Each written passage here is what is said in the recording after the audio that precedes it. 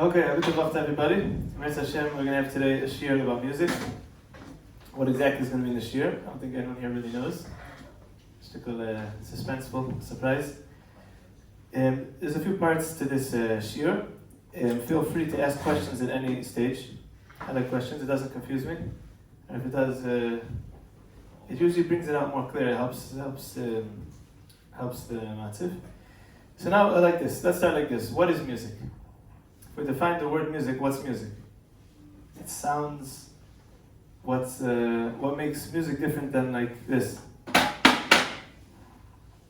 It's noise, banging a ständer on the floor, but you wouldn't call it music unless you do it in a pattern. Then it could be a rhythm. We can say yeah, musical instrument. But anyways, the point what I want to bring out is music. There's a few ways to define the word music, but mostly people would probably say it's organized sound that arouses emotion. And usually the emotion that music wants to arouse is like purposeful. The one who's making the music, he wants to arouse a certain emotion, and he makes music to arouse that emotion that he wants to arouse. Now, there's a certain difficulty speaking about the emotions of music, because music is called the sfas hanefesh. It's called the language of the soul, and we're going to explain that better in Mitzvah Hashem soon. But it's a language that expresses things that words cannot express. So when we're coming to explain what exactly is the feeling of different kinds of music, we're quite limited because it's almost not possible to actually clearly define in words precisely what the music is, but we could use general terms and we could understand a lot. Okay, so first we're going to go into the technical part of music. In other words, the physical, what exactly are we hearing? When we hear a song that's made up of a lot of different sounds, so before we could understand what is the song, we have to realize we have to know the parts of the song. So we're going to split it up like this. This is called the melody. It's too short. There's something called the melody, and there's something called the accompaniment. Now the melody is the well, as I first see if it works. Excuse me.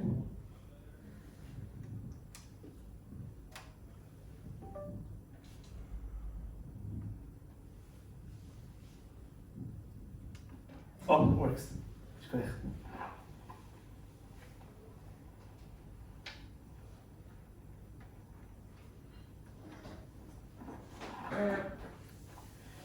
So the melody is the melody, that's what it is. It's the song itself, the tune.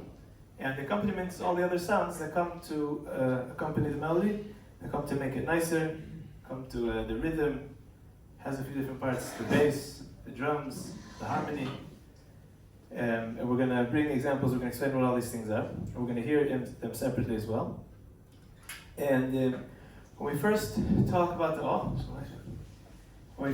the melody, so the melody of a song is made by a composer, and the emotion that the composer feels when he makes the song, that is what he puts into it. And when the person hears the song, that's more or less what they feel. And when a person sings it over, so more or less they bring out the emotion that the composer put in the song. However, it's possible to change mamash shamayim v'aretz from the original intention and the feeling of the composer till the one who's singing it over, and the music. Oh, thank you very much. And the music that's put to the melody is also could change the song, change the feeling of the tune completely. And we're going to show all this. We're going to show. So let's start showing. First, we're going to take a big, complicated example with a lot of different parts. Now, the truth is, even without understanding the music, like even without being able to hear separately the drums and the bass and all different parts, you still get the feeling of the music, the general feeling. Especially now that we're paying attention to the feeling, So we'll probably be able to kind of we'll probably let's see. My first point that I want to bring out with this example is that when you play, when the accompaniment of a song changes, so that changes the feeling of the song. So I'm going to play the same song, and each part of the song, the clarinet, I'm going to play the melody with the clarinet. Each part of the song is going to, the accompaniment is going to change. Yeah? I assume, at least most people, if not everyone here, will notice that the accompaniment changes. Changes are possibly quite drastic. And pay attention to what feeling, what feeling it makes in you. If it's different, how is it different?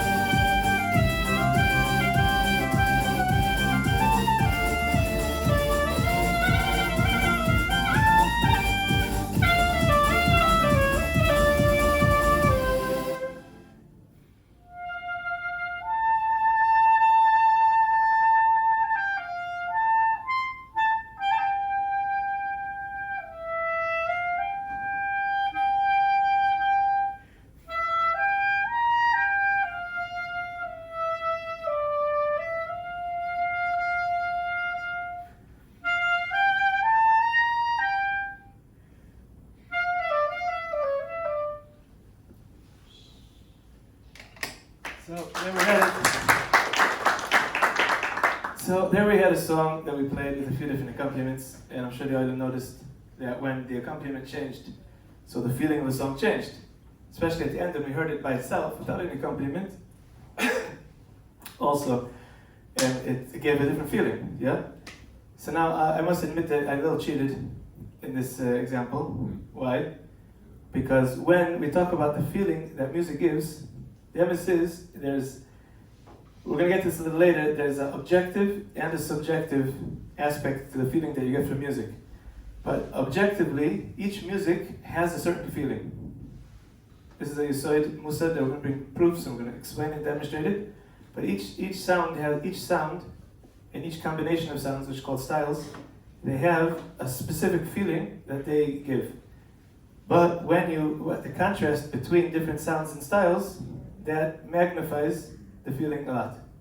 So in other words, right now when we made extreme changes between one style to another style, in the volume and in the tempo, so that brought out the feelings much stronger. So let's go through this and just see what this was made up of. This example of Keliata.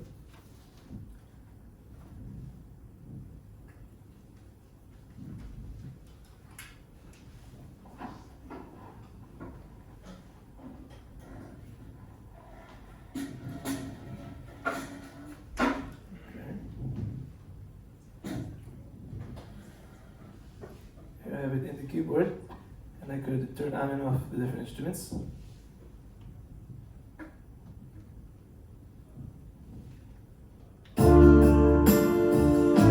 Starts off with pretty even sounds. You know what? I'm gonna first explain something else, one more thing before we go through this.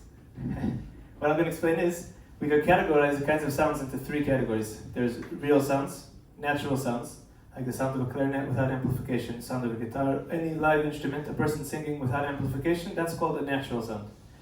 So obviously there's different feelings from different sounds and different instruments. That's why you use different instruments, to bring out different sounds. Now, aside from that, after that you have another kind of sound, which is called a processed natural sound, which the basis of the sound is natural, and it's processed. So now, at the beginning of this idea of processing sound, by putting it through effects or equalizers or amplifiers, so there wasn't so much. You couldn't really turn it into something else until it got to the electric guitar. This is when it started this idea of processing sound, and a processed sound is, for example, the sound that I was listening to right now. The sound of my voice is a processed sound. Why? Because you're hearing it through a microphone. And let's say if I would change the EQ of the microphone like this, so everyone would hear my voice differently. Correct? Now it sounds different. It sounds a little weird. I'm putting it back. Or you could make it sound like this. Yeah. This is all different kinds of processing in the sound. This is like slight processing. It's not changing too much. You could also process like this, and add a delay, and everything I say said twice, a built-in chazara, each thing 4 times. And this puts me in a big A. You understand? These are what's more called light processing, more edel. But you could also process in much more ways in the modern era of technology. And the first way of processing that became mamish like a yesh ma'ayin almost is what's called distortion.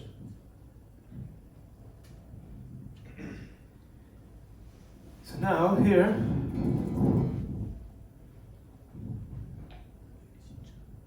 we have a sound of a guitar. It's electric guitar. So this sound is it's processed, but it's pretty similar, it's like pretty clean. It's relatively a clean sound, yeah?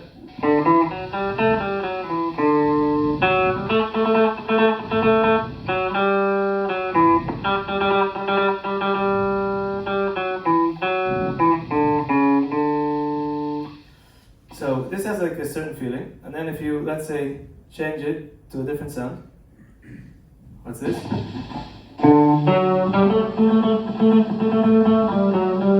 There's also more processing. It's not really distorted yet. What's this?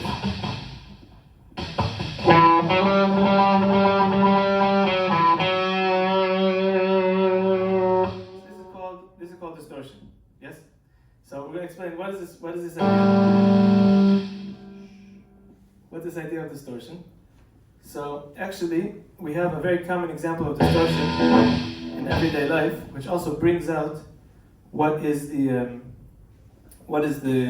effect of the nefesh on distortion. It's actually quite a fascinating thing. If you watch this,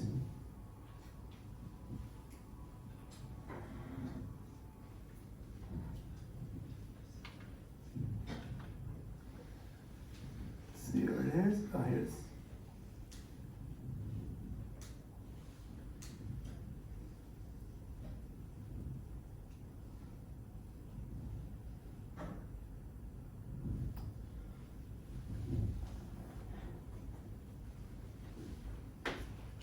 Here you go. Okay, so now I'm gonna play a sound which is not distorted, and actually this is a pretty strong raya that the sound be'etzem has a hashpa on a person, that it's built into the teva of a person, and when he hears this kind of sound, it makes a certain kind of effect. So let's see which kind of sound this is.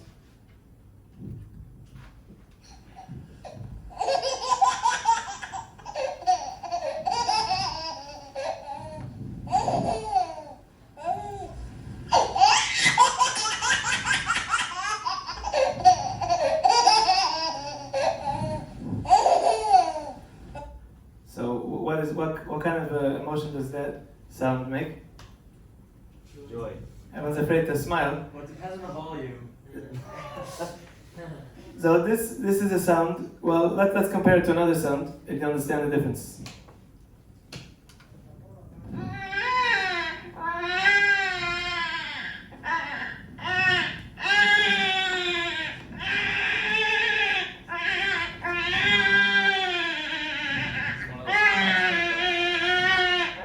This sound is designed to make you feel like, ooh, like I wanted to stop, and this is actually why Hashem made them able to make this sound, so that you should give them to eat or whatever they want to make them stop crying. So if you notice, the sound of a baby laughing has no distortion. Distortion means like a clear sound is just clear, distorted. There's a certain teva that a distorted sound, it kratzes, it like scratches your nefesh, it grinds on you something, it rubs in a funny way. So if you pay attention to this baby crying, you'll hear that it's distorted. You hear that?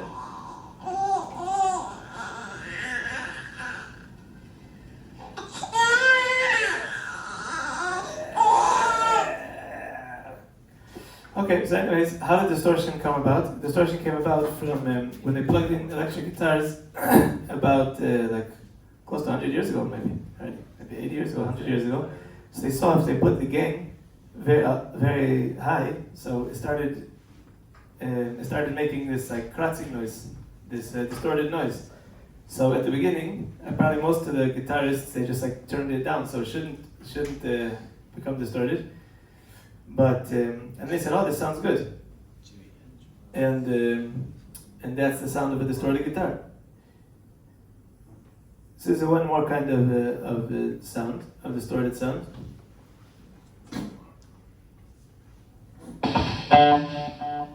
You see, when you hear a sound in this distorted, it sounds different.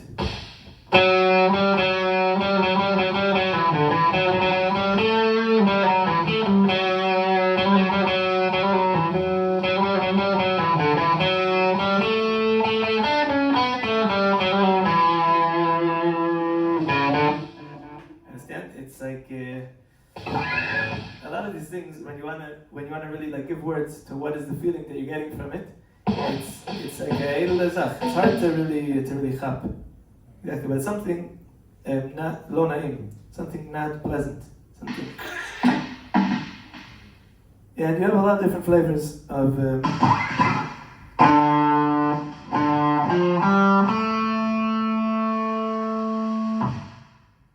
a lot of different flavors of distortion.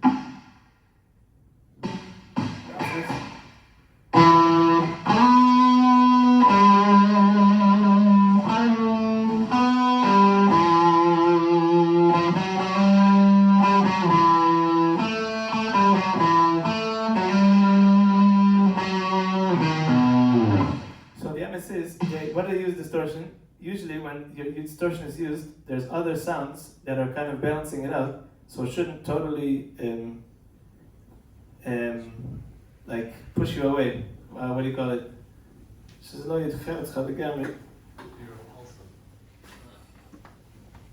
But then again, it depends on the purpose of the music and the style of the music. Some music is designed to make you to get you angry and to get you riled up. So there they use a lot of distortion, especially basically rock music. Especially when you get to the more extreme kinds of rock, like metal or punk rock.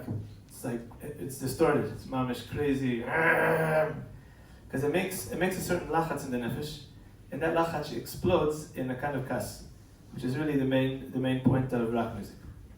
Okay, so now that was the second kind of sound. The third kind of sound is called electronic sounds. What's electronic sound?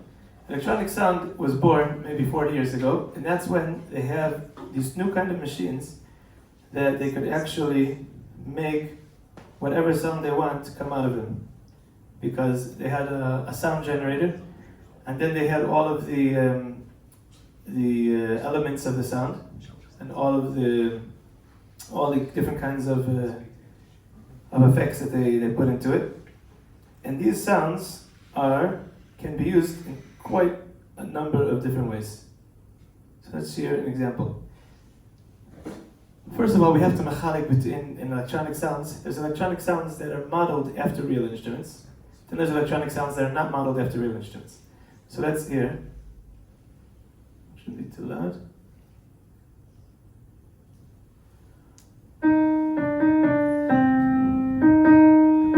This is a piano playing a melody of a song. The sound of a piano is totally electric.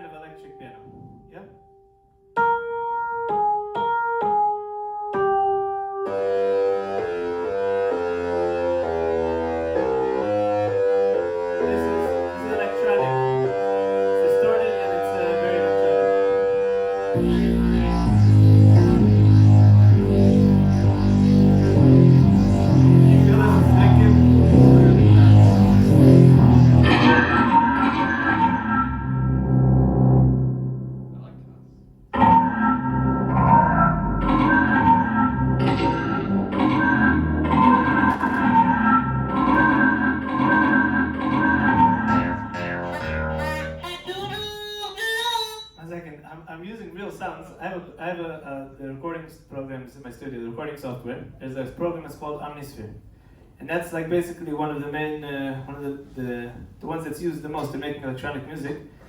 And they have a lot of very interesting sounds, as you could hear. And we're going to talk about what these sounds are designed for and what they do. But in the meantime, just feel it. Just start to hear what's going on to you over here.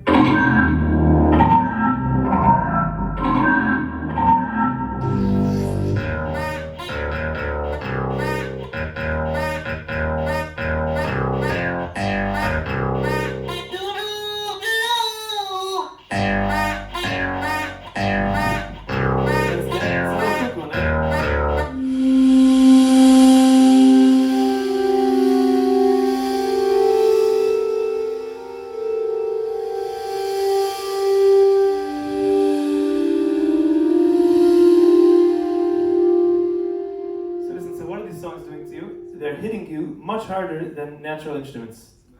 They're mamish like, attacking, they're getting into your nefesh. And actually, I talked to somebody, he's about Tshuva from Eretz Yisrael, from Akko. And before he was Chayzer B'Tshuva, around age 25, he traveled around. He actually said he never saw a Haredi person until 25, his whole life. He lived in Akko, in Eretz Yisrael. Anyways, so he traveled around the whole world mamash. He listed me all the places he was in to find the biggest mumchim, the biggest. I can talk mumchim here. There's nobody here who doesn't understand the Hebrew, Yiddish, English that I confusedly speak. Kitzer, he looked for the biggest mumchim that there are in the world in making sounds, in producing sounds. Because in electronic music, they make first a sound, and then they build a song around that, just like a way to bring out the sound that they developed. And he was in Russia, he was in Germany, he was in France, he was in England. He was in like basically all the places that the biggest people came. Agav, he said an interesting thing that he noticed is that most of the people in these places, most of these like big professional people, they're all old. There's no young people among them. They're all like at least 50, 60. And then he found out why, the reason it is because they needed to learn mathematics and physics and whatever kind of sciences are involved over here to make the complicated algorithms and the formulas and the cheshbonis, and they need to learn for like 25, 30 years to get to a very high level. So anyways, so he described how he was in certain places that they're standing there and obviously they have like super expensive equipment and have these sounds that are with the top engineers that are engineered to just go through you. You can't stand up against them. So anyways, so now the question is, who are the people that engineered these sounds? Because really, when we're going to engineer a sound, so obviously in a certain bechina, when a person, when Hashem makes an apple, when a person makes an apple, Hashem's apple is going to be more healthy. Yeah, the food that like is natural, that was designed for the goof, and people that could try to like imitate it, but they're not really going to get to the same place. So on a certain level, even electronic sound that's modeled after a real instrument, it's not going to be mamish the same, but that's like on a very deep level. But electronic sound that's modeled after a real instrument, usually they're not so extreme, they're not so like strong, it's like not so spicy, doesn't hit your nefesh so hard. But the electronic sounds, they mamish tweaked it that it should be more and more and more and more intense, that it should like mamish should take you. So the problem is that the music in the world from like 100 years ago when jazz came in, which I was really planning to say later part of this year, but it's just coming out in a different order. When jazz came into the world, so the purpose of music changed, and instead of being what it was before, which is mostly classical music, and before that it was more of coming close to Hashem, or after the religious part. Usually, music was by religion for many years until only like a few hundred years ago, and then it started to be like the chachma of music. Like if you listen to classical music, like there's a lot of chachma over there.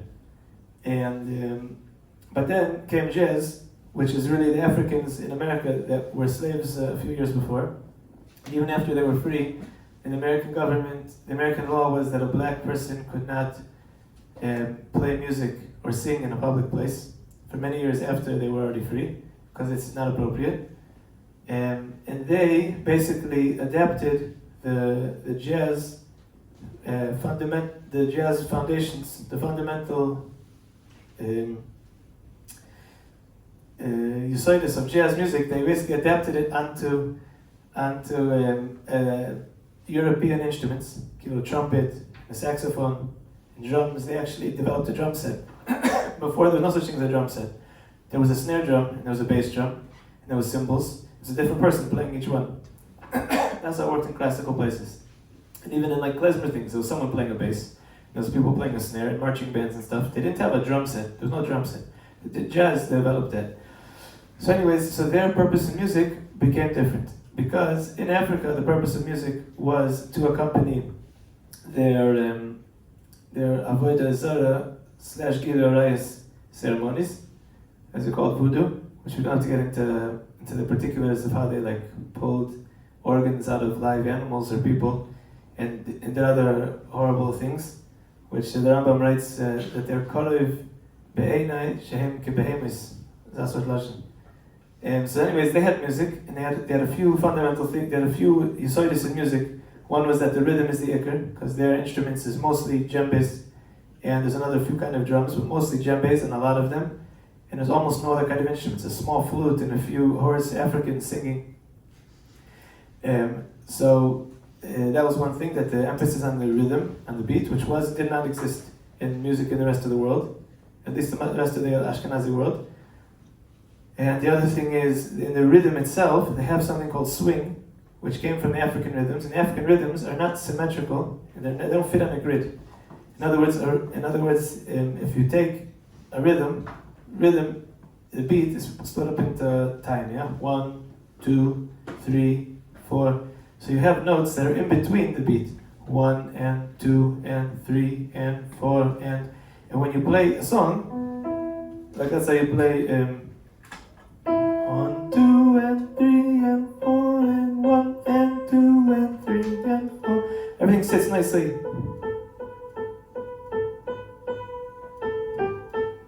Everything sits nicely on a grid, yeah?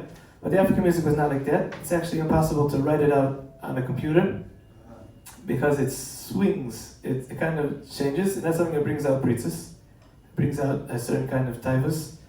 And they brought this also into jazz, which is actually the purpose of jazz. And I was looking for an example of jazz for this, for one of these shurim that I said a while back, and I wanted one with singing, and I could not find one that wasn't Shiri Agavim. In halacha, there's two kinds of music that's also. One is Shiri Avodah Zarah, a song that was made for Avodah Zarah. The other one is Shiri Agavim, which has, for sure means if there's words that are like a love song, basically, and so it's aser. So I can't play it in a shir for sure. I can't listen to it myself, so I just turned it right off. But basically, that's the words of all the jazz songs, basically, that I found. And the other thing that they brought in to the music was they have a different scale as well. Like the Western scale is 7 notes. Major is 1, dun, dun, dun, dun, dun, dun, dun. And there's certain intervals in between each note. There's interval a whole step or half step. But the African music had a different scale, which is only 5 notes, and it also doesn't sit on the. You can't play it on a piano because it's between the third, the major, and the minor, somewhere between, and it's not the same place every time. So it's also something that kind of like takes the nefesh out of whack, like makes a person weird. So anyways, so that became the purpose of music, of jazz music, and after that it developed into rock music. That became the popular music, and rock music took away all the subtleties of jazz, and also took out the pritzus and I don't want to say the English word because it's not a nice word. It took that out of it, but it brought in a new kind of bad emotion, which is called anger. Wildness. That's what rock music does, and it was common. It's like a kind of a music of prikas ol. That's really what it is, because it makes a lachatz. It makes you get more angry and more tense till it explodes. And there was a few rock bands that it was like a common occurrence that at their concerts people die because they start to mishtolel and there's a mosh pit and people get boom, boom, boom. I hope no one here had the pleasure of being in one of these concerts, but I got more than one time a boot in my head in these places. It's people mishtoleling, people going crazy, and it's to find the music. The music is doing that to them. So that's still around, the rock music, but it's not so common now. It's not the popular music. The popular music became electronic music. So electronic music is actually it built off of the previous purpose of popular music in the world, which actually was to make money. And there's nothing more higher or nicer sounding, no other way to describe it. They saw that musicians, they make a lot of money, and not only them, the singers and all the people around them, the producers and the companies, And kids, there's a lot of money there, and how can they become more popular? How much more popular they'll be, that's what more money they'll make. And in order to become popular, how do you become popular? You make more people want to hear your music. So how do you do that? You give them what they're looking for. What are they looking for? Now listen to this. This is going to be a bombastic sentence. People are looking for a rigushim. How do you say that? They're looking to Feel. They're looking to feel, yeah. Yeah. People are looking to feel strong feelings. The people, and they don't really care, especially people without like seichel, who never thought about it, especially people who are not Jewish, or they never thought, even if they're not Jewish, they could still come to a similar conclusion that we're about to come to. But what I'm saying is that most people who don't think too deeply, especially young people, they want to feel a feeling, what stronger, what faster. So, what kind of feeling is easier to make people feel? What stronger, what faster? Negative feelings. Yeah, you find a feeling, young people, their blood is boiling, so you play angry music, and they get angry. Very good. But then what happened when electronic music started to become popular? They saw people are very broken, and it probably has to do with technology, and it has to do with a few things. But people who they didn't have any sipuk from their life. I'm talking about the Goyish music. We're going to come to Jewish music very soon. And so they found something that will relieve their pain. What is it? Take them out of their seichel. Make them feel like forget about everything. And how you do that? Play electronic music with drugs. Zeu, the person's not there. There's no seichel. They forget about all their problems. Everything is good. Their body just does whatever it does, and they're just like, ah. You understand? So when they that was the goal of the sounds that we played just now, is to just make people feel strong feelings, and then to take them out of their mind. And actually, I heard this. It's like a simple thing to see if you just mizboinen one time. You can see it in many Jewish places when they turn into this music. It's called the second dance. Or you could look at the Goyish places like the whole time. And actually, I asked, I was probably like a year and a little ago, I asked a technician, I did a project, and I brought it to a technician to do the mix.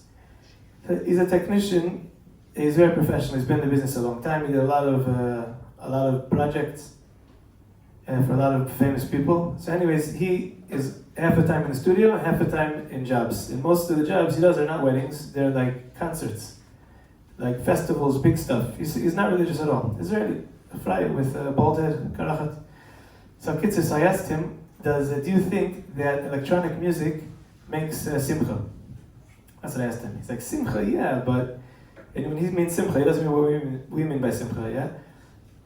We mean simcha like happiness. He means simcha like, I don't know what he means exactly. Liveliness, excitement, yeah, oilers. He said, but that's not the point. That's not the point. So what's the point? He tells me a word in Hebrew that nobody knows what it is, except for one person, who was actually a Rav, who was speaking before me in one of the places. Nobody else knew in all the Israeli Hebrew-speaking audiences. Ecstasia. It doesn't mean ecstasy. Ecstasia means, and this Rav is a very brilliant kind of a person. So he said it means tishtush v'bitul chushim. Translated into English, it means befuddling and bitul, nullification of senses. So that's actually what happens. And Rahman al-Islam, that's what happened, why in that place on Simchas Torah, that was what many people were under the influence of all kinds of drugs with the music, and it makes people have bitul chushim. That's their goal. So we're gonna see now how obviously in the Torah, Hashkafa, this is not exactly considered a positive thing, let's say. Because the feelings that we have are ever present, and they're mostly undernoticed. Most people are only consciously aware of their most extreme emotions most of the time. But actually Hashem cares what we feel, because we have kama v'kama tzivuyim, the Torah, of how to feel. Some of the mitzvahs deraisa, some mitzvahs derabanan. We have v'ahavta es Hashem lekecha, v'ahavta l'recha kamoicha. We have a mitzvah of yira, and there's a love of kas, a simcha and the regel.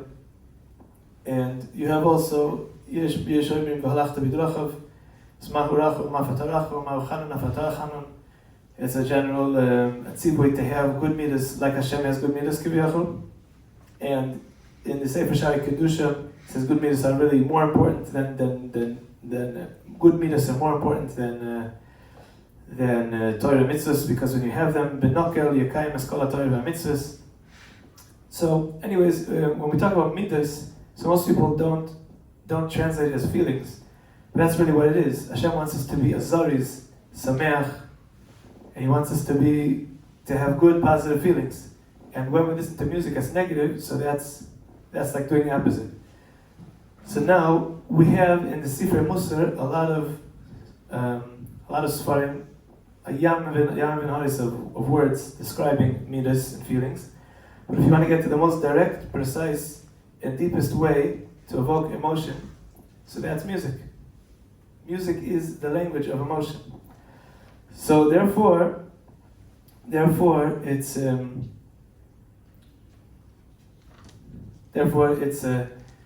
wise of us to let's say filter the music that we listen to and that we make, in order to use music, the power of music, to make our emotions better, which actually will make us more happy in this world and enjoy this world more as well. And that's really the yesodus, the basis why the continuation of this presentation is called a shir, because there's a toyalis, and I think there's also a lashon like this in the Chavis Alavis, that the chachma of music, it's there to help us mekayim the Torah and mitzvahs. So now we're going to understand, especially nowadays, it's very necessary for us to have more of understanding and a clarification of exactly what are we listening to and what is it doing to us, because nowadays the music business of music being produced for money. So let's say 100 years ago in the Jewish world, the songs were not made for money. 100 years ago. 50 years ago, they started to being made for money, to become popular, to make money, and they noticed that in order to get popular, they see in the Goyish world billions and trillions of dollars, what they're making and what are they doing. So they started to push a copy paste, and now there's much Jewish kilu called Jewish music, that it has like Jewish words, but other than that, there's no difference at all between not Jewish music. I'll never forget, I was in this farm store next to Yeshiva Smir, started a few years ago, and he had music playing, there was no singing. I was sure he had the Chiloni radio on. I was sure. I went over to him and I told him, like, I was more new to Eretz Yisrael. And I was more into Goyish music and not less into Jewish music before I came to Eretz Yisrael. So anyways, it's exactly the same. Okay, so now let's get into the actual Lamaisidik of music. This is all really bad, some Hakadama, an important Hakadama. So now, listen to this.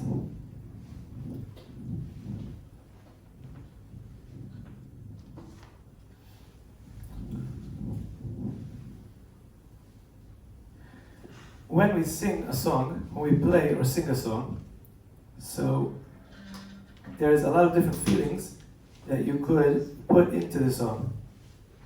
The same song. Watch, this is a very interesting thing. We're going to show now an example of the same song being played, being sung 4 times. And each time, it's the same song, a very simple song, specifically without the words, even though it is a song with words. And we're going to see who could, everyone try to identify yourself which 4 emotions are being represented. Okay?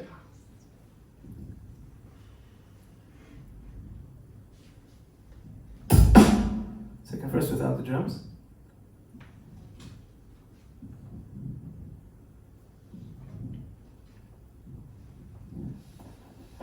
Ya la la la la la la la la la la la la la la la la la la la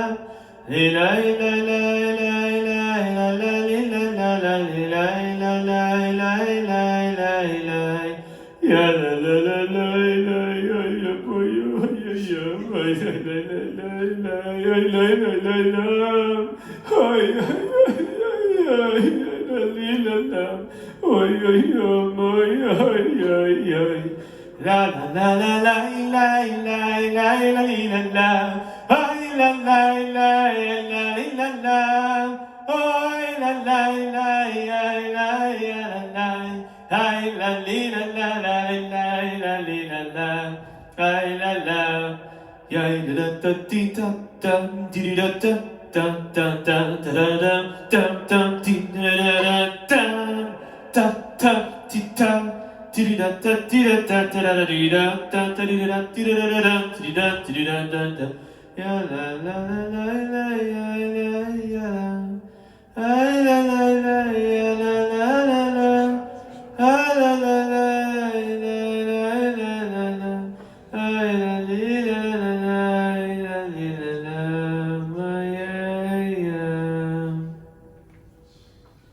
I have to admit, it's a little exaggerated. Obviously, just to bring out the point better. So, what were these? We identified it as the same nigging the whole time, yeah? But it felt a little different when it was sung like this or when it was sung like that. What was the four emotions that just happened over here? I think there were more than Yeah, there's five, yeah. Well, there's five different, like, five different ones. Well, the first one's regular. The first one was kilo regular, yeah. Let's have a counting class. What's regular? You're right, regular is also changes from person to person. Okay, so let's say the first is the regular one. Ya la la la la la. Regular means to say I didn't try to do anything in the song. I just sang the melody straight, the notes more or less straight. Yeah.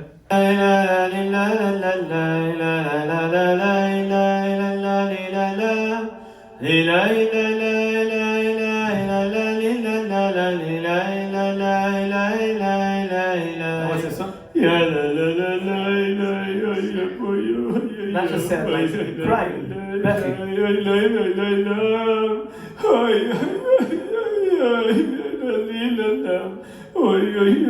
So Shabbos, it's a little funny because it's so not matim, but Mitzad Sheni, it brings out a certain sadness in the nefesh if you're noticing, if you're paying attention. This is the nature of emotions, is that they're contagious. When someone has a strong emotion, that's when someone comes in your face and starts screaming angrily, so you get angry. It's because emotions, especially strong ones, they have an influence. That's also why when you go to like a real gadol, a big gadol, you go in and you feel Gan Eden, you feel like ruhig, you feel calm, you feel geshmak, because the emotions that people with strong emotions radiate, we feel it, we get affected. La la la la la la la la la la. Ay la la la la la la. Ay la la la la la la. Ay la la la la la la. Ay la la. Ya la da ti da da di da da da da da da da da ti da da da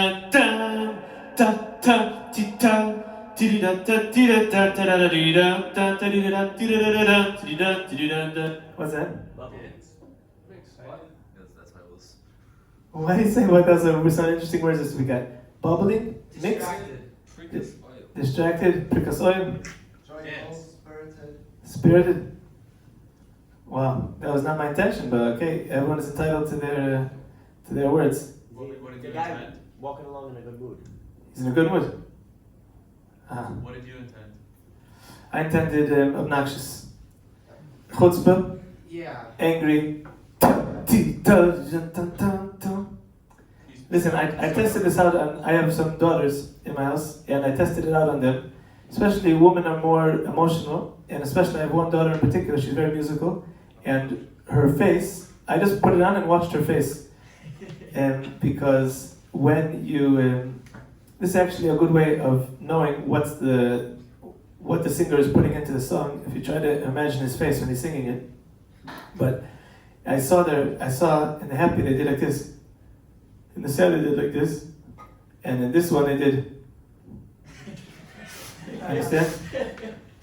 So, because I did a lot of things that supposed to make that. 1 second, let's listen to it one more time. The truth is, I always try not to bring out the examples of the music with like kas and gaiva and etc., especially in singing, because I'm not so good at it. So it could be that I was not successful in bringing it out yet.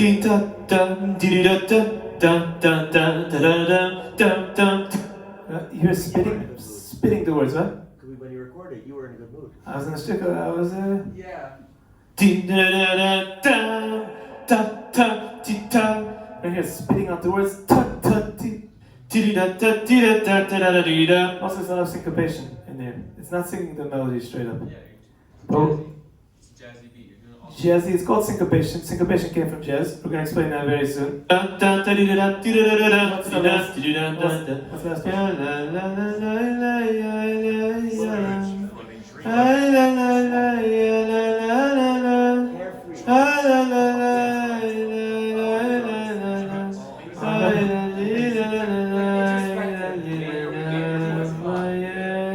Oh, that's really funny. So what are we saying? Carefree? Relaxed. Like dreaming. Floating. High. Distracted, floating? Trance. So I was actually intending sad, lifeless, no energy, like dead. But I guess, okay, so now that brings us to our next point. Is the effect of music subjective or objective? Subjective. Both. Well, yeah, we already said the answer, didn't we? In what way is it subjective, in what way is it objective? So now there's become a rise that music is objective. Objective. What's the rise? In a few places in the world, they did experiments with plants. It's a famous thing, probably many people have heard of it. For those who didn't, I'll just say very briefly, they did an experiment. They took 3 groups of seeds and they put them in the same conditions. One, except for with one variable, one difference. In one of them they put a rock music station. This was like 30, 40 years ago, so there was not really electronic music yet, but I'm sure it will just be even better. They put rock music with one group. In one group they did not put any music. In the third group they put classical music, classical radio station. And they measured it every day, how well it grew.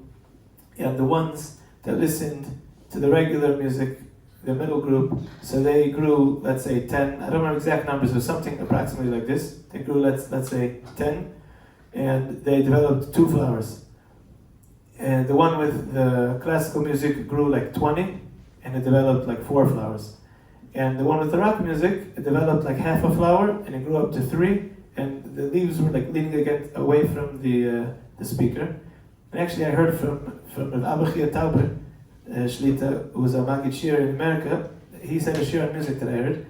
And he said that someone brought him an agricultural magazine, and to show him an article that they're putting in the fields speakers, because they find that the plants grow better like that. And obviously they're not going to put money into bringing speakers to the fields if they're not making more money, if the plants are not growing better. So that's, I think, the best raya. Usually science, the ones that are, the experiments that are by businesses to make money are the most reliable, right? Because tachlis. So they did in a few places in the world, also in America, also in England, also in India. They did this experiment and it came out the same. And actually I spoke in Kiryat Sefer after Tisha B'Av, like a week after Tisha B'Av in Beis Zmanim. And the camp comes to me after the shir, Absabacher, and he gives me a picture. It's like black and white photocopy of a photocopy of two plants, 2 like flower pots. And he said he has 2. They have his father is a Maggid Shir in yeshiva or a mashgiach in Israeli yeshiva, and he told them this. So he told over this experiment, and the bacher didn't believe him. So he did the experiment in his house, and he has 2 mirpesets on the same side of the house with like a wall in between. They put the same seeds in the same pot, and they watered it the same, everything the same. And it was hard to see in this picture. I really have to get from him the color picture. But you see one of them grew big and nice, and the other one didn't. So it's like tested. Anyways, and not only that, on plants, they also did it on mice. They did a similar experiment. Yeah, and they took 3 groups of mice, and he made them go through a maze in order to get to their food. And on the first day, it took them 5 minutes. Yeah, and then he split them into 3 groups. And every day he put them through the maze. And he gave them the same food and everything. The only difference was, in one group, he played them classical music, like gentle, edler music. The other group, no music. And the other group, I think, some kind of rock music. And a similar thing happened the control group, they cut off, I don't know, it was 10 minutes. It took them 10 minutes the first day. The control group cut off half the time. They were able to do it in 5 minutes after the end of the experiment, which I think was around 6 weeks, if I remember correctly. And the group that heard classical music, they were able to do it in a minute and a half.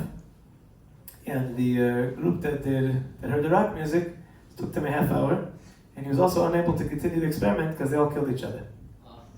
So that's another thing that was done. And actually we find two rayas, bruras in the Torah. We find there's a pasuk in Koheles which says, "Toiv lishmaya gar asacham meish shemea shir ksirim." It's better to hear a rebuke from a chacham meish shemea shir ksirim, from a man that hears songs of ksilim, of fools. So, Tzur David asks, why does it say meish? It should say Toiv lishmaya gar asacham milishmaya shir ksilim. Yeah, why it says meish shemea shir ksilim? So it's there because even if he's a ish, that means a yirei shamayim v'adam chashuv that knows that he's not going to be negatively influenced by the shirim of the ksilim. He's not going to come to Kalos Rosh. And so im kain, so it should be good for him to hear this music because it's going to b'sameach ha'salev, it makes it it's a positive thing. It says that Koheles Shlomo Melech is telling us that it's not so, because it's impossible that he's not going to feel Kalos Rosh Lefisha. It's impossible that it's not going to affect him, the music. And there's another raya from the Sharat Zion in Tav Kuf Samach Aleph, I think, Samach Aleph, by the halachas to make a zecher lachurban. When it talks about halachas of music there, Ein Sham, it's not Pasha B'chlal to listen to music, but there's a few aterim, I think we'll get to that soon. And over there it says that it's allowed to sing for certain purposes, and it's allowed for a mother to sing to put her baby to sleep, but she shouldn't sing him Shirei Agavim. Shirei Agavim is songs with words that are nevel peh, because it's Moili Batina Ktevara, Ubilvat Ze Ika Isura Bedavar Shemoili Batina Ktevara. So it's a gewaltige Zach. What do you mean? He's a teenager that doesn't understand the words. So how could it be Moili in Tevara? The answer is because the effect of music is on a place in a person that has nothing to do with the seichel. It's on the nefesh, it's on the feelings, and it actually bypasses the seichel. So that means if you're listening to music with the intention not to be affected, so you just want to hear it but you don't want to be affected, your nefesh does not really care about that thought, because that thought is in your seichel, is in your intellect, but the music is affecting the emotions. So therefore, the effect of music is there and it's automatic, and you can't really get out of it. Yeah, and we see from these plants and from these animals that the effect of music, certain kinds of music, is objective. However, there is also a big subjective area in this whole sugya. What is that?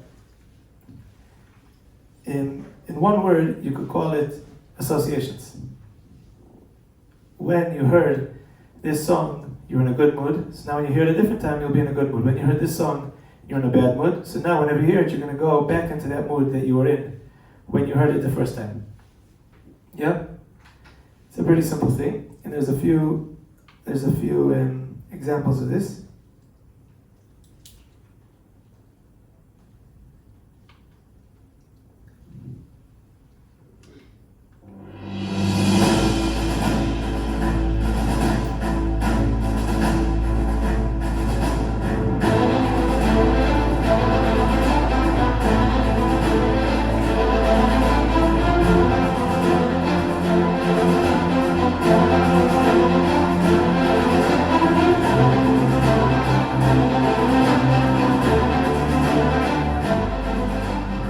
What feeling do you feel from this? Intense, try fast, what else? Dissipating, okay? No, there's one word. You guys are not saying it. Milchama. You hear it in the last time. I know, you felt it. That's what it is. It's Milchama, no?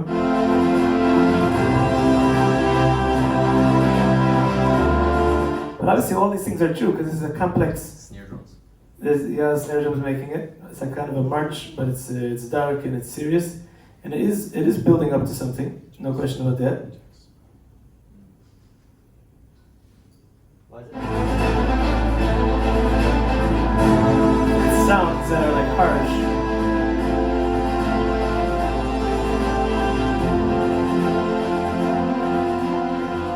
This is a pretty straightforward one. You're not going to have too many different answers to this kind of music. You're saying it's because we associate it with things like war before, that's why we're feeling war? Like, No, so I'm saying this one I don't think or is. you're saying that's subjective? No, the words that the people are using here is based on their. I'll explain you. Let's say you have an emotion that's called happy. Yeah? An emotion called happy. So now if I say the word happy, or even more specific, I'll say good time. A good time, a happy time. So now everyone has in their mind pictures of some kind of situation that they were happy in, that they consider happy time, yeah? Yeah, everyone has their pictures? I'm sure each person's pictures is different, no question about it. However, even though it's the same word, and you're thinking of the same word, because the pshat is that when you have a certain feeling, so each person, that feeling gets translated and digested and processed in them according to their experiences, even though it's the same feeling. Understand? This is really the nakuda. It's also objective and it's also subjective. How you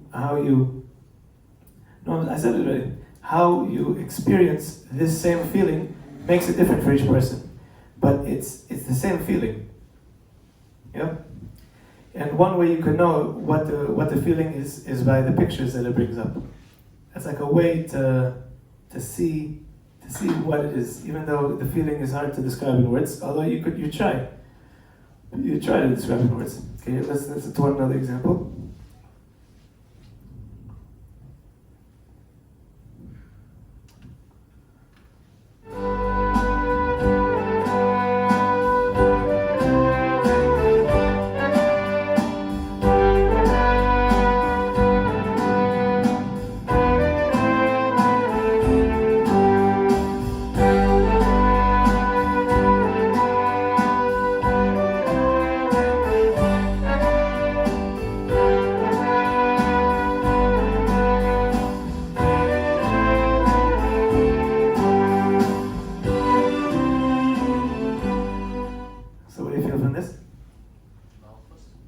Malchus, okay, good.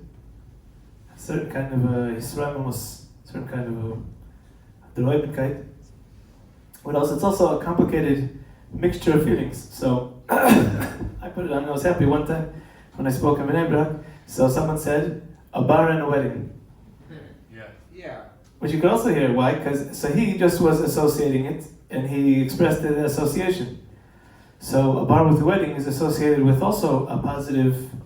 Like depends whose wedding it is. If you have to be there, if you don't have to be there, if you want to or you don't. But usually a wedding is a positive place, right?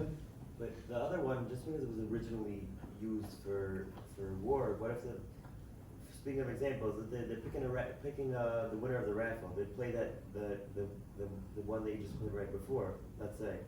So how is that? It's more of it's like getting an excitement. They want to get the soldiers excited for war. Why can't it be used to get people excited to do something else?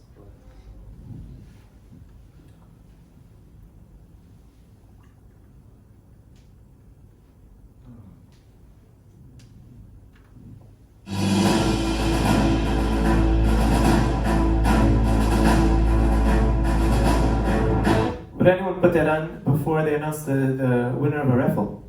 Yeah. If they, Because they were trying to intensify suspense. Suspense, intensity. But it's kind of a funny way to use it. It's really mavulbul. I'll tell you why. Because you're using something. It's just using it because It's associated with. I'm trying to say it's not really what this music is. There is some element of suspense in the music, but you're just using it to. I'm trying to say that you're just using it to make a contrast, to build up an emotion, and lo mashana eze, just to make some sort of a strong emotion. So this is a kind of emotion that's like in general something to do with suspense, but it's not really the emotion that is like, it's not really the zach. No, you want to get the kids riled up. You want to get them each wanting to win. And the same concept of milchama, that you want them to win the war. You're getting the same thing with the kids. You could. Here you could do it.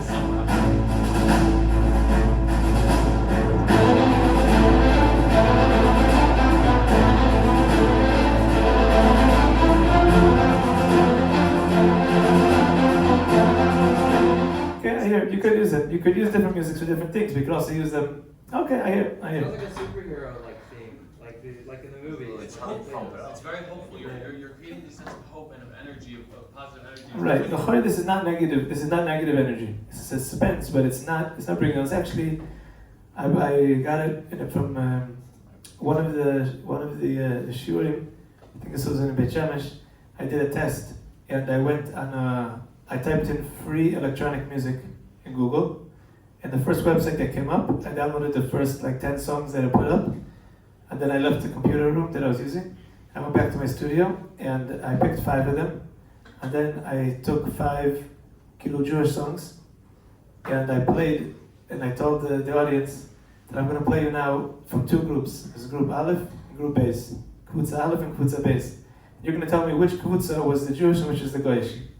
So that's where I got this from. This was from like when I typed in free electronic music in Google, this is what came up.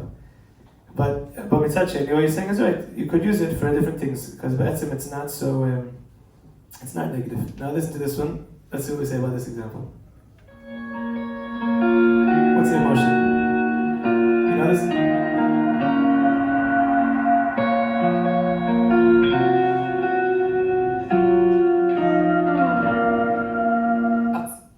What is it? Like sorrow. Yeah. That's the point of the song. It's So- talking about. One second, before the point of the song. Sorrow, you're saying sorrow? Sadness. What? Sadness, is there longing? A little, yeah. A little longing? Is there hope? I don't feel hope. I was gonna say wistful, which is a little bit of hope, but it's like not knowing, uncertainty. It sounds to me very depressed, this song. And now let's hear the music.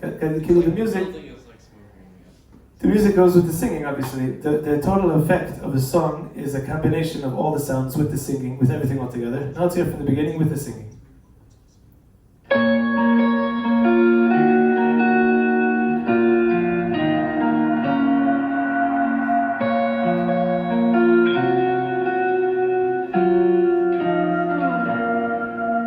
עצבות נועלת שערי שמיים, נועלת שערי שמיים. תפילה פותחת שערים נעולים, פותחת שערים נעולים. עצבות נועלת שערי שמיים, נועלת שערי שמיים. תפילה פותחת שערים נעולים. So what is that? What's going on over here? Haunted confusion. Haunted confusion. They want to give you that. He's trying to give you that depressed. This guy is depressed, yeah. He's giving you depressed. He's doing it too good. Then he flips it at the end. And he, Oh, so I listened to the song. I forced myself to listen to it to the end of the song. He does not get happy.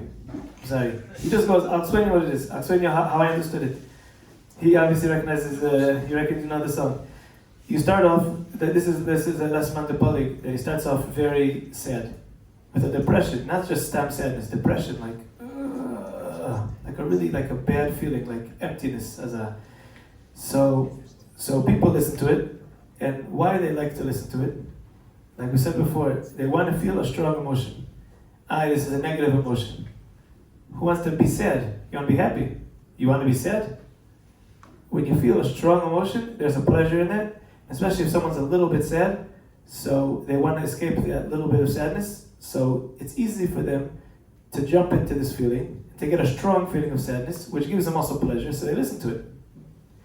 Now, this person that was depressed was probably on a scale of like 0 being regular, 100 being very happy, and minus 100 being like dead, like you can't move out of your bed. He was probably like a minus 10, minus 20.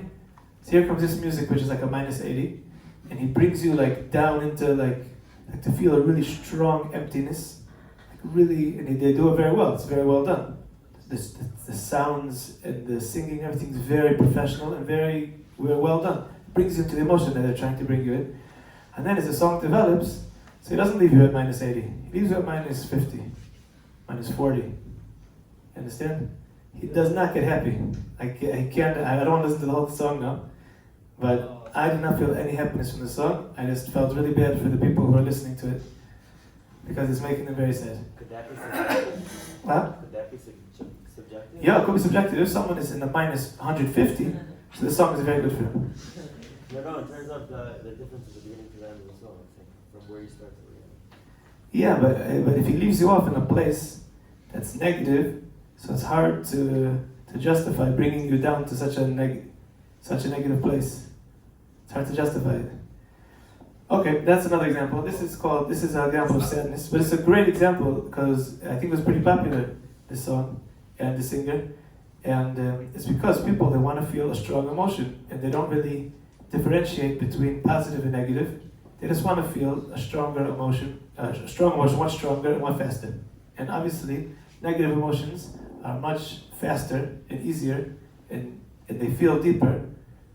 That's how negative things go. The person listening to is not even going to realize if he's happy or sad, he just knows he's feeling. Oh, so it's very interesting. So Mamash from the Pile Abriya, that the feelings we're always living with them, and except for like especially sensitive people that are self-aware, or people who really like thought about it and put their minds to thinking about it, we don't have we don't feel, we don't understand what is going on with our emotions. Because you see that it's like questions that require thinking. I put on a song, I say, hey, what are you feeling from this? Start to think, we throw out a word here or a word there. You don't really understand. And even more than that, when I listen to songs in my studio, with my studio monitors, it's quiet, especially if I turn the lights off and close my eyes, then I understand what the song is saying. It's a different world. When you're matzav nefesh, when you're more open, so you hear the song goes more in, you more feel what the song is saying. You understand what I mean to say? So therefore, this is mamash. It's a particular pella, but I'm saying that's the answer. The answer is, it's okay. Let's just take one more example before we go back to.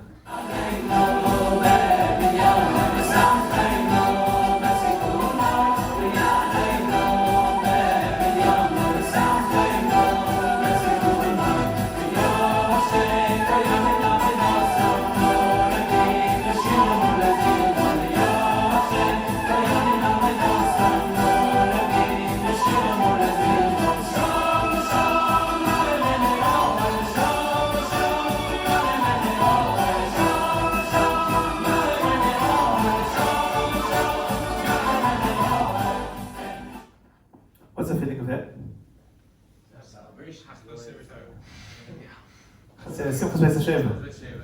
Yeah, same idea. And so what is the feeling of that? Energetic. It's energetic, yeah.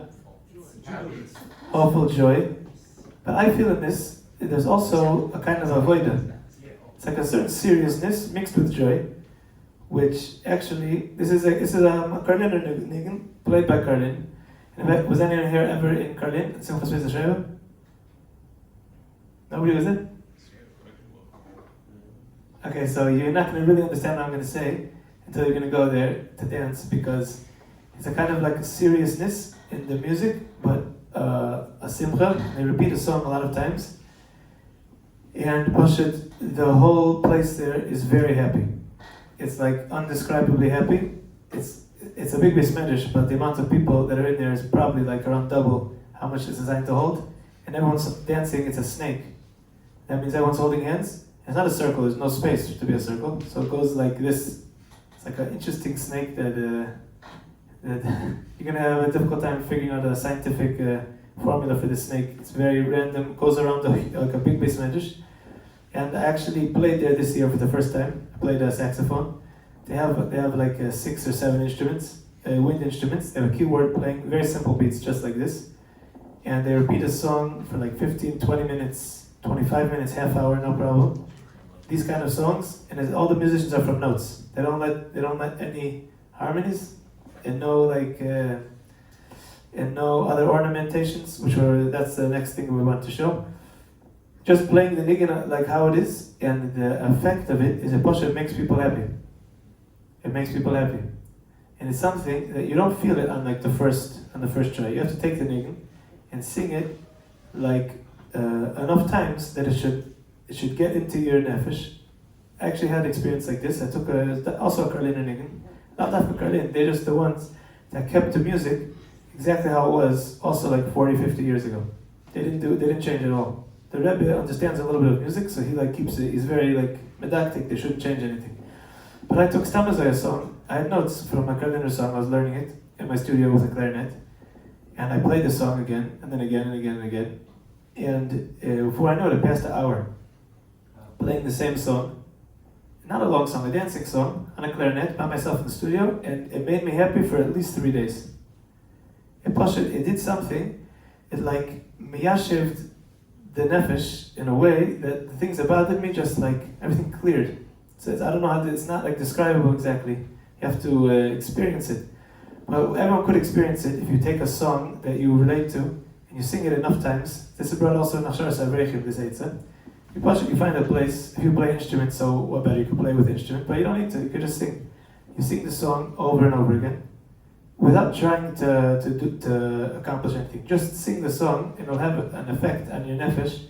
And if it's a song from a tzaddik, let's say from, even not a tzaddik, before the Second World War, that's like what's considered the cutoff point.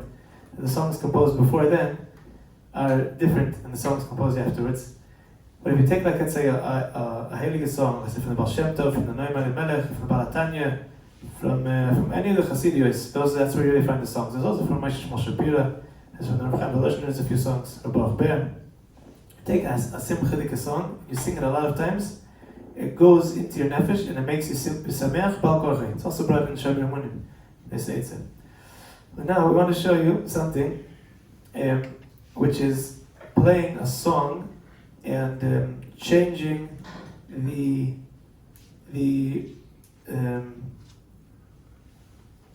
changing the melody without changing the melody.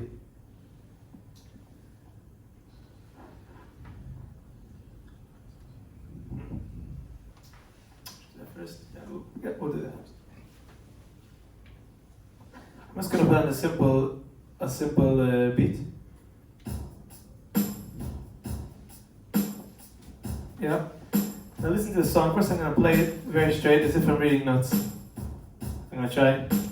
And then I'm going to start to put different kind of things. And you'll see, if you could notice, what slips in.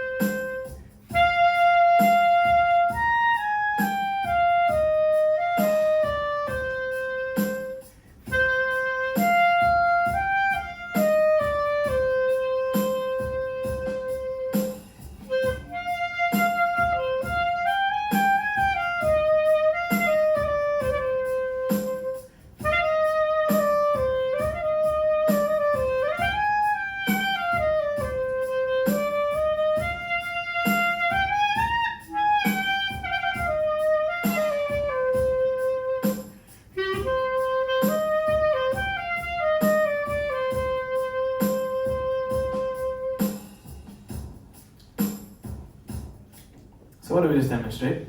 Play the song the first time, very straight, just the nigun how it is. Second time, played very closely the nigun, yeah? But we did some improvisations. It's called ornamentations. This is a way that you could change the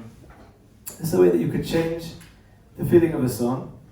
And you could really make the song into something else if you do improvisations, which are around the chords, which are even not the melody. You could like make a new melody on the spot. But the truth is, I want to just go to something else, which is more interesting.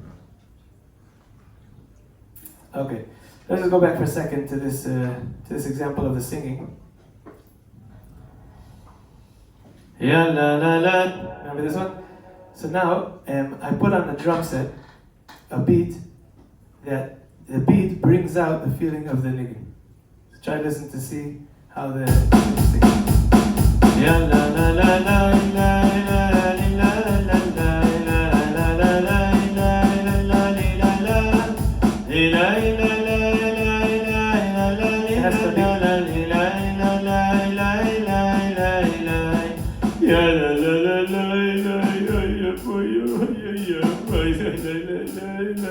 energy of the drum beat change.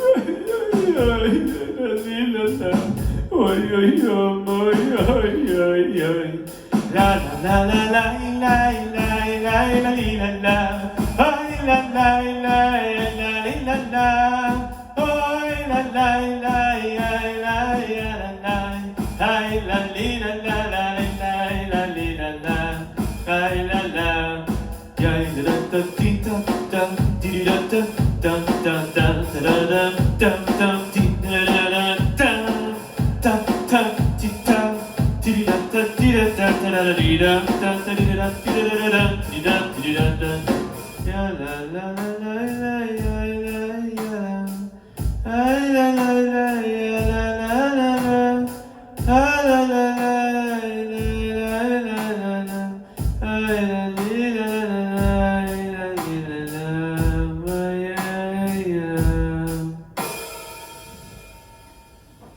So you understand that with the drums you could also bring out the feeling, and if I had more time I would have made more instruments on each part if I had to have more It time. would have been confusing if you would have used that, the last one for the second one, or the second one. Right, it wouldn't stim, it would not fit.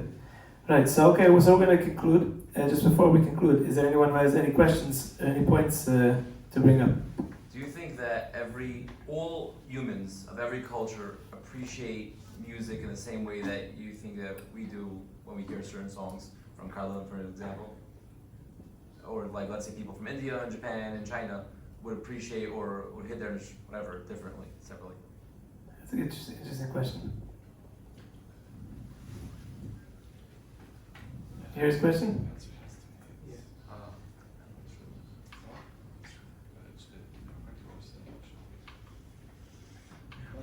Association would be different. Right. Everything. No, I'm saying So if you never hear, you hear like if you never hear a trumpet, you wouldn't do anything. But then the power is not the music. Well, so let's say like anyone from our culture music, classical music sounds like so. Or you sounds like a classical. Right, but if Japanese might have some sort of heartsick Japanese that would mean nothing to us and wouldn't hit us anywhere. What do you mean by heartsick? I think they Whatever is No, but supposed to. heartsick could be is objective. sad. No, feeling could. Heartsick means that there's feeling. It could be the feeling is sad, and the guy just wants to feel something, so he's gonna feel sad. Or could be Here, what do you feel from this?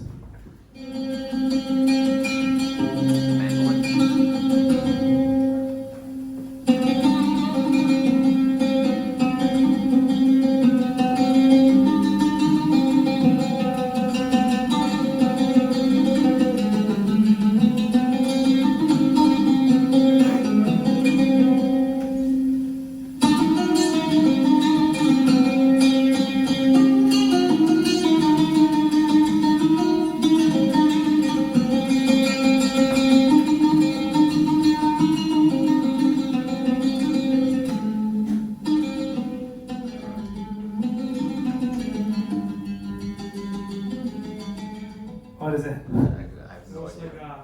like spirituality. A heartsick. Preparing to focus, I think.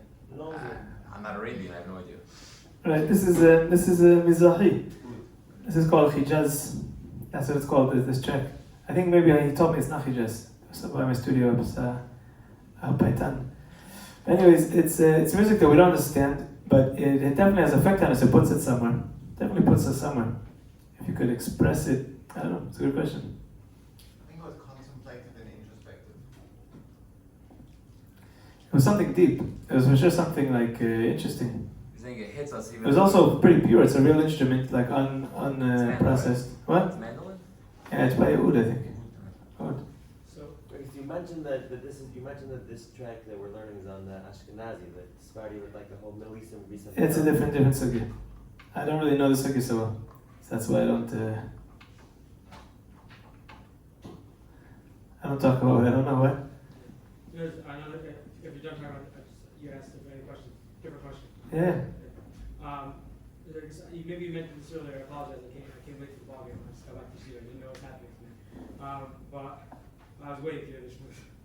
I 100,000% mock what you're saying, so different music, what it does. So what's your, and again, you probably said this earlier, so what's your takeaway? What's the what? So what's your Thesis.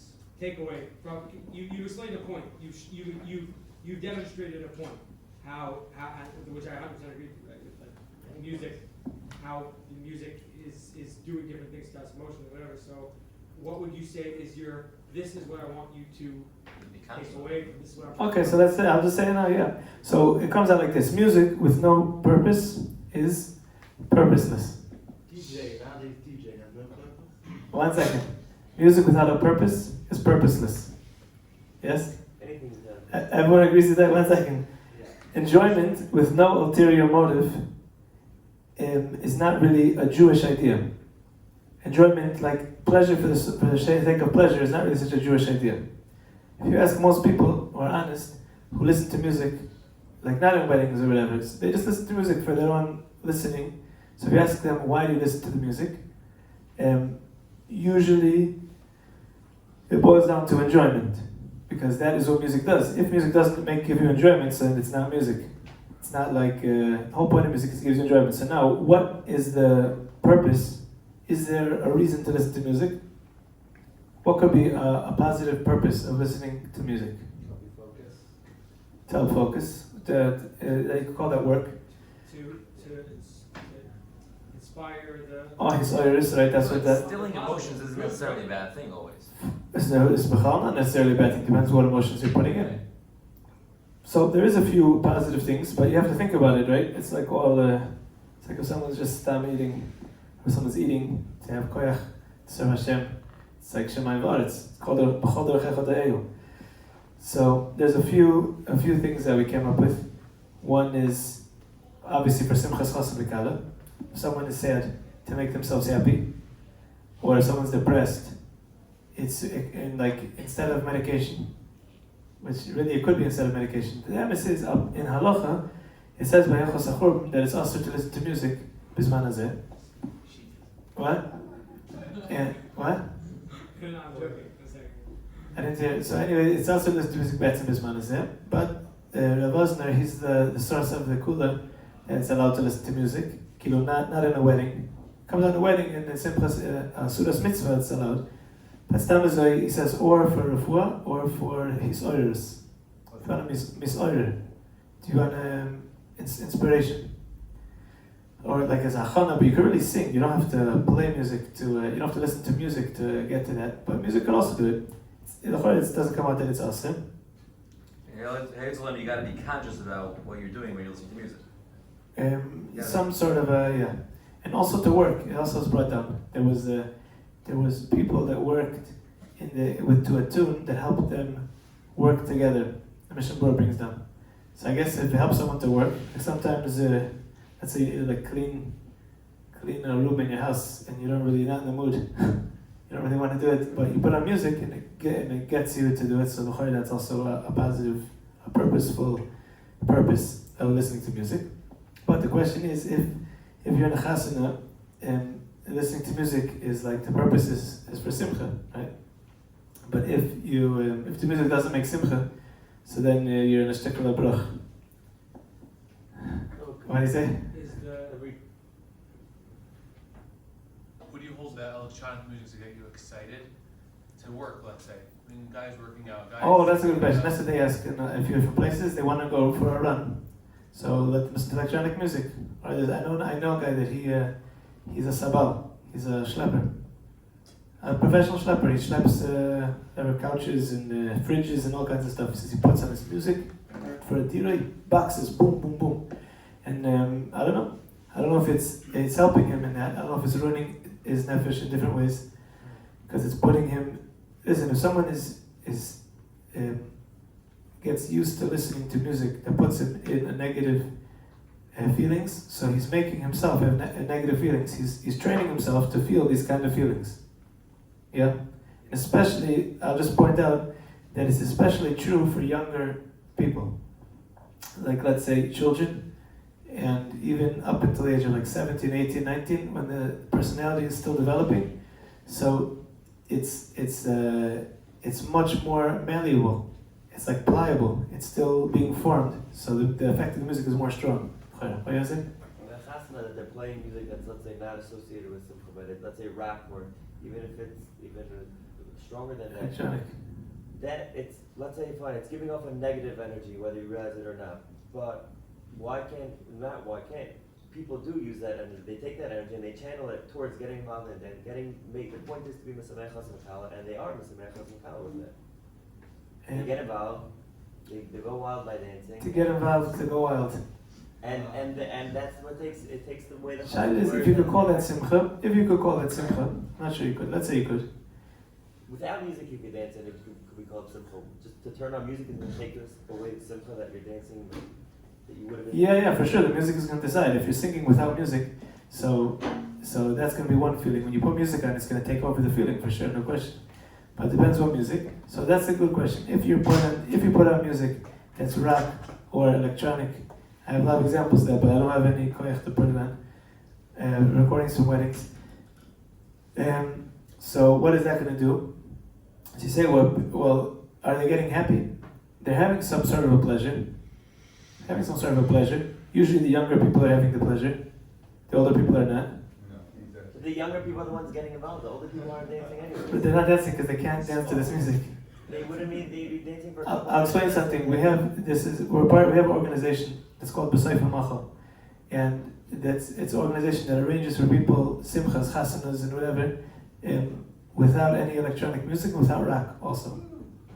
And there's been like more than 100 weddings, and when the music is, and they're loud, yeah, but the music it's loud.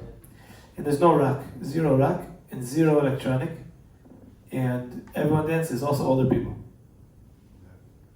Yeah. Obviously, they don't dance so much as younger people. They don't have physical questions to dance so much. I would love to hear a recording of this. Yeah, the recordings is. It sounds like it's the same styles of Freilach and Hora that you find in other weddings. Just they don't go into the other stuff of disco with electronic, with rock. It just makes the whole. So the answer to your question is, I don't know if it's called simcha. There could be a certain kind of a pleasure, or a certain kind of a simcha that comes from having pleasure, from being mitparek, from like letting go, from being wild, going crazy. There's a certain kind of pleasure from that. And from that pleasure, you could like have a certain kind of happiness. But I don't know if that's the kind of happiness that could have a shaykhs to simchas chasam v'kala. Not the ultimate simcha, but it's like some kind of a low level of simcha. It's a shmaka wedding. It's a geshmak, right? But the shayla is where the geshmak comes from. If it comes from a simcha, but it's being channeled for simchas chasam. Yeah. Yeah, no, for sure the people who are doing it, they're not trying to like be bad. They're trying to do simchas chasam v'kala. It's like alcohol. I agree. Same thing. Guys can't do samach. They don't know how. Yeah, They were busy to do it for them. Maybe something.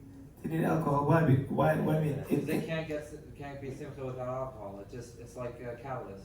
Or cigarettes or drugs. No, by a wedding. Specifically by a wedding. By a wedding. Yeah, if somebody, the chassan is not going to get drunk. He's happy. Yeah. What? The chasana. People are still doing Right. So so somebody who's using the alcohol to be able to dance, he's using the drug to be able to dance. It's disgusting. Right. No, But we're listen, not going into that. We're going so- into saying the It's type not real simcha.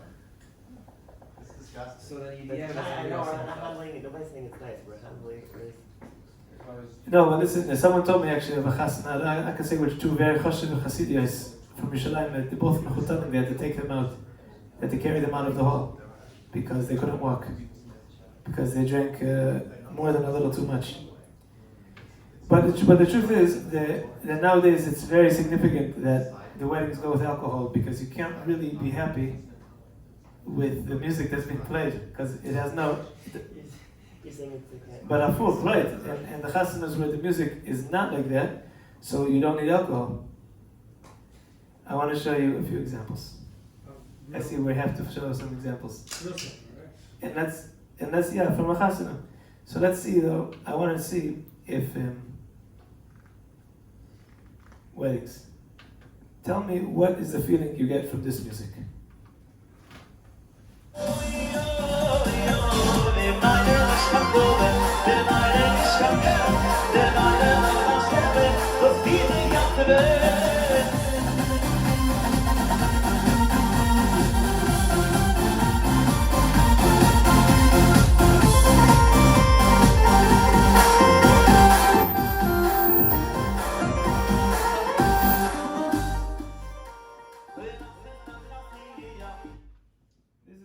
It's also not really considered the worst. It's not considered like the worst kind of. There's much worse weddings here. Yeah, this is just the first one that popped up. What kind of feeling do you feel from that? It's not. It's too hectic. I can't. The heartbeat definitely goes up. I can't. It's I disturbed. can't there's no. Huh? Of course, there's no question. We're not saying that electronic music doesn't It's disruptive. doesn't make your goof move. It moves you. For sure, it moves you. But the way it moves is not. Kitzer, you hear it. I'm sure Kilo, you could hear. And when you turn it loud, it goes. Turn it off. They said it, but that's how it Wedding goes. says how it is, yeah. Yeah. I would be standing on the side, feeling overwhelmed. I would be running away. I would moment leave a place to play that. Me too. Okay, let's listen. There's still gonna be a circle dancing. It's not. We have. They're gonna be dancing, but look, Usually then I would run away. look how they dance. The people Look how they dance. Because I see this all the time. There's something called a mitzvah dance, right? By Hasidim at the end, there's something called a Avera dance. That's when in Eretz Yisrael there's a minhag that they bring for the sisters or the cousins of the Kala. They prepare a dance for her. And usually it has to be the most electronic song that has like words connected to Sasen v'simcha, Kala, Chosin, something like that. And when they put it on in a wedding, so the men start to dance, and it's mamish hard for me to look at it. It really makes me sick. If you see this, it's like mamish inappropriate emotions that they're doing with their body, doing things that how can you do that in public? But the music is making it the heaven.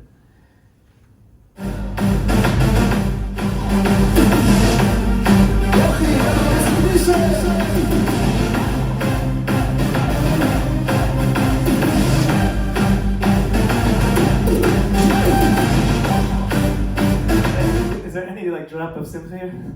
I'm pumped like crazy. There's no simcha to drop. The sounds, it's all like dark. It's upset, disturbed.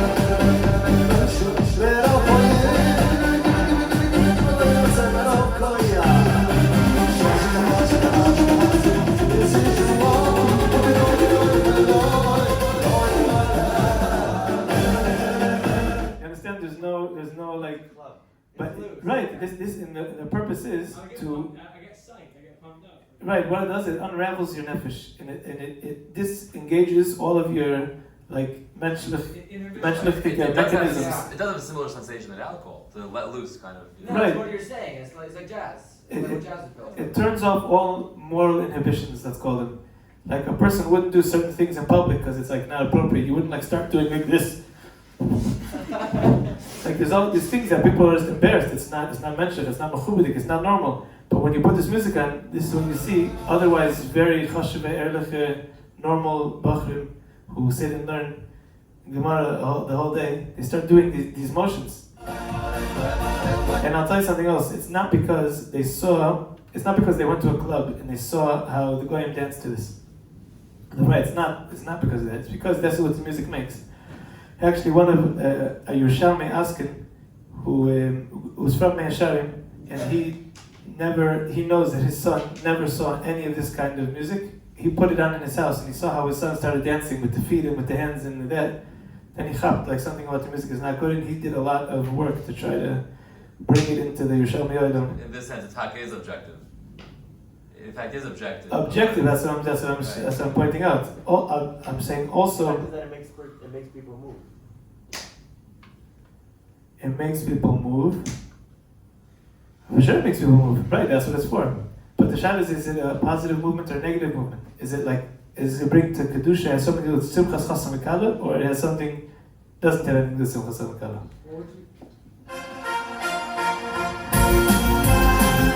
This is a rock.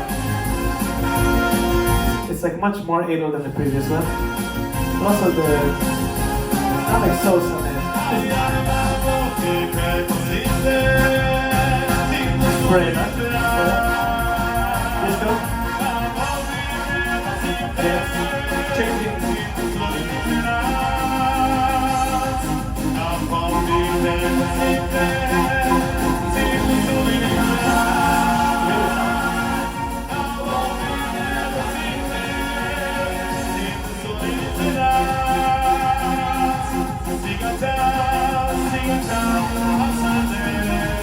Okay, now who could tell me what words he was singing? It started off clear, didn't it? Oh, so listen, there's something interesting, a few things interesting here. First of all, he did a lot of changes very fast, which is something that metashtashes ahead. It makes you like confused. You know, purpose, or you just couldn't figure out what he wanted to play? And both. No, both, really both. A lot of this, Couldn't find the right a lot of the style of keyboard players, especially here in Eretz Yisrael, is the beat. It's like off because they press the fill too late, and they. It's because they're not good players, not because they're on purpose. Right, but it turned out to be on purpose. They do it on purpose. It worked out. No, he's doing it on purpose. No question about it. But listen, also the sounds.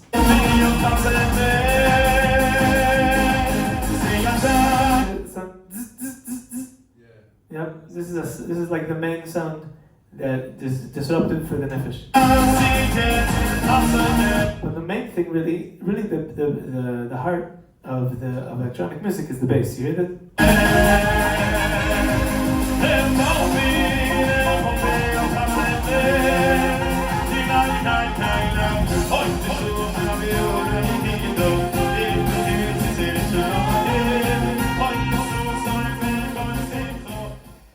There's one more thing I see over here that I'll show you guys. Can you show us an example of Of good music, yeah, 1 second. Yeah, I understand. I also, don't worry, I'm not going to leave you with this stuff. I just don't want to walk out the press, you know? Yeah, I understand. I would never do that to you. 1 second, look at this.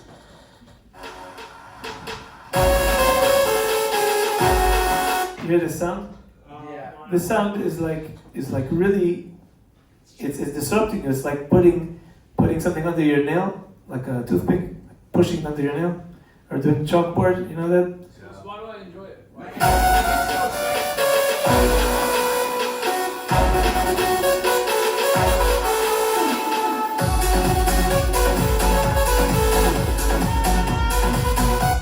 Because it makes it, because it brings out. There's a pleasure here. I'm not saying it's not a pleasure. It's for sure a pleasure. The pleasure is a gashmistic pleasure. It's a behemistic pleasure. Person has two parts, yeah? His seichel, his neshama, and he has his goof, his gashmistic part. So this brings out the gashmistic part. Could it be that a person gets used to this and maybe it dulls his senses and can't appreciate the... And that is very well said. Dulls his senses, and he cannot appreciate music which is more edel. Like for example, because this is very extreme. It's very extreme, right?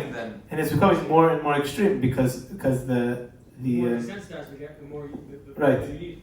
Right. A lot of people would fall into that category. They get used to this, they go to most concerts and hear this, and then if they go to something, they're not going to necessarily appreciate it. But that's the problem. Now, once we get used to this, now you might be walking for the real stuff. You can't dance to it. It's like You're alcohol. correct. It's like alcohol. Right. You first 1 cup is enough, and then you need 2, then you need 3, then you need 4. Then you don't know how much you need. You just need to keep drinking until right. It doesn't go down. It only goes up. Problem is today, if I put on the real stuff by my wedding, no one's dancing. Oh, so that's what you think. Hey, look, so here's something. This was a bar mitzvah. This is very edel. And they danced very geschmacked. It was actually a bar mitzvah of a Baal Tshuva. And they usually have DJs. And they wanted to bring a band. They brought for a bar mitzvah, I think a 4 or 5 piece band. It was very edel. And I was surprised that they danced so long to this music. But this I wouldn't do in a Haredi wedding. No way. Let's hear what it sounds like.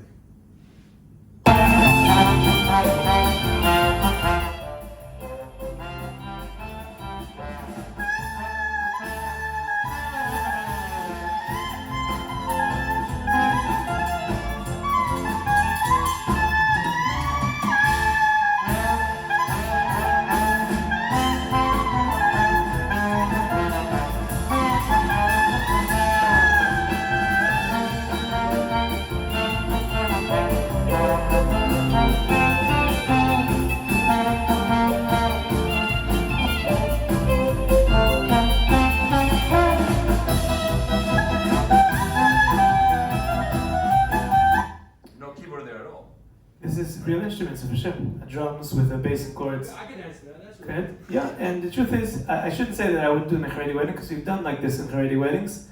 And if the sound is good, it's loud enough for them, and they hear the bass, and the bass drum is like thumping enough, so they dance to it. And it's really a funny thing that everyone is so sure. When we started this, I was one of the people that's involved in this organization called B'Seifu Macha. People at the beginning, they pushed left, and they said, no one is going to take you. And we had, at the beginning, like 5 or 10 weddings. They were like rubbing their eyes. Now after 100 weddings, like they can't, they don't believe it. And if you want, you could come. Tomorrow there's a wedding in somewhere in Yerushalayim. I forgot where. You can call me and find out. There's another wedding on Tuesday and on Wednesday. There's weddings, and there's no rock, there's no electronic, and people dance. They dance for care. They're much more happy, because it's a false impression when it turns on the electronic beats. So people get more energetic, and they start to like jump up, and they mistakenly think that is like happiness, because they do have a surge of chiyus. They have a surge of energy that goes through them, and if you don't have that, so they're like missing it. But if you don't have that, and you just let the simcha build up naturally, so then you get to the same level of ecstasy. I don't know what the word is, not the word ecstasy. You get to the same level, just it takes a little bit longer. And many people don't have patience to get to there, because they have already a picture in their head of what a wedding needs to look like, and that picture includes boom boom gee,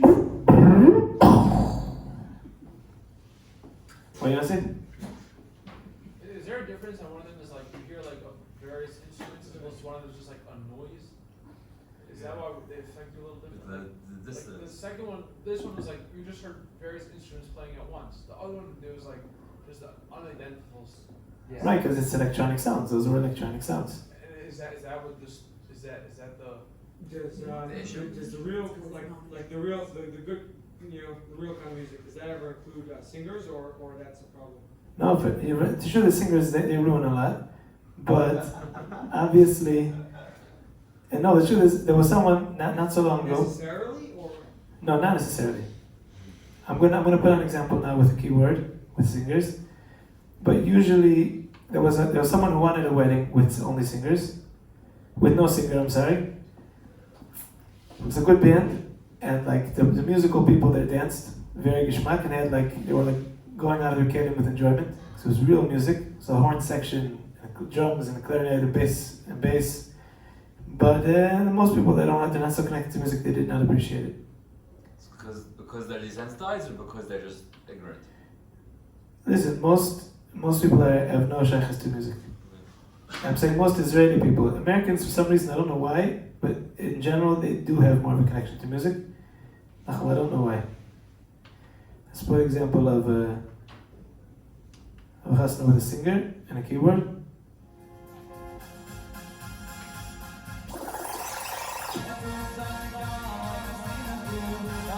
This is like intro.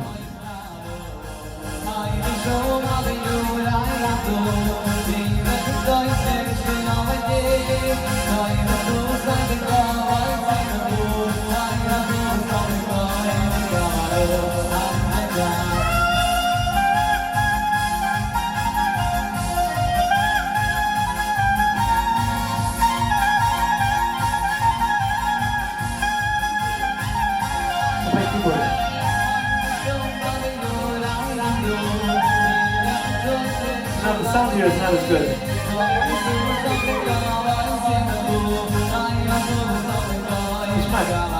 Very geschmack already. Brother, it was an option of a family, and they did drink quite a lot, and they danced very geschmack. I'm saying it doesn't mean when the music there you can't drink. You could drink. I'm saying they drank a lot. It was a very freilich wedding.